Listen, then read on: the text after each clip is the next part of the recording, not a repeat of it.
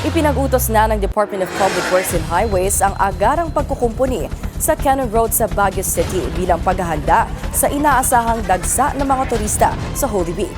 Narito ang Agenda Weekend Report ni Alex Asalil ng Abante. Triple time workforce.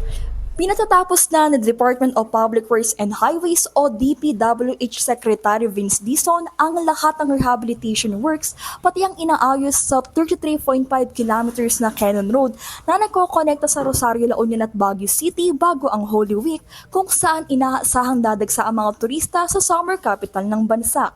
Ito ang kanyang direktiba matapos niyang inspeksyonin ang 4 na mahalagang proyektong pang-infrastruktura sa Baguio City at binggit na target matapos bago ang taong 2027. Kasama ni Dizon sa inspeksyon si Baguio City Mayor Benjamin Magalong at mga opisyal ng DPWH Cordillera para tiyaking hindi mabibinbin ang mga proyekto at agarang masisimulan ang aktwal na konstruksyon. Kabilang sa mga binisita ay ang Major Main to Cannon Bypass Road, ang Stockyard malapit sa Lion's Head at ang Rockshed Project sa Cannon Road sa Tuba. Para sa Rockshed Project, nakalaan ang 270 milyong piso na pondo para mas mapalakas ang proteksyon laban sa landslide at matiyak ang kaligtasan ng mga motorista. Maayos na itong nasira and buo na yung rockshed natin hanggang doon sa mga bahay. So mapoproteksyon na natin yung kalye, yung Cannon Road natin dito. Kasi critical to eh.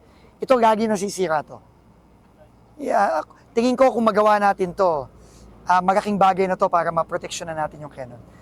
Pinaalalahanan din ni Dizon ang mga opisyal ng DPWH Cordillera na huwag mag-atubiling magsabi kung kinakailangan pa ng karagdagang pondo para maging maayos at tuloy-tuloy ang pagkasagawa ng mga proyekto.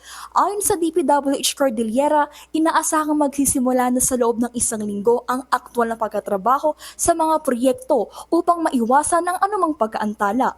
Samantala, binigyan din ni Magalong na mahalaga ang mga proyektong ito sa kaligtasan, konektibidad at pangmatagal ng kaunlaran ng Baguio City.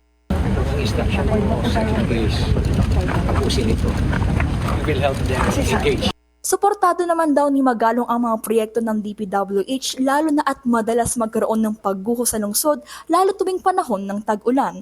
Para sa Agenda Weekend, Alex Asalil, Abante, Baguio City.